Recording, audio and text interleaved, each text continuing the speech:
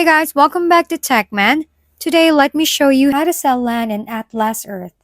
Selling land in Atlas Earth is unfortunately not something you can actually do right now, even though it feels like you should be able to because you're literally buying virtual real estate in the game.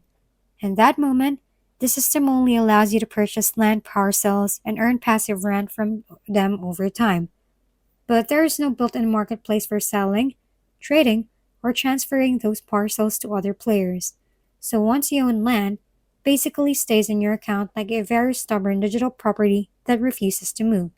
The developers have mentioned that a future update may include a marketplace or trading system where players can potentially buy and sell land, but the feature hasn't been released yet.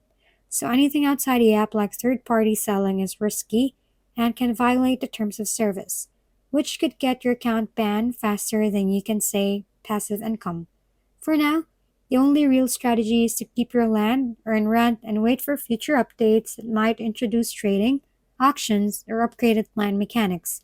So, yes, you can invest in land, but no, you can cash out by selling it to another players just yet, no matter how valuable your imaginary beachfront plot feels. If we've been helpful, kindly give us a thumbs up and don't forget to hit the subscribe and bell button for more contents.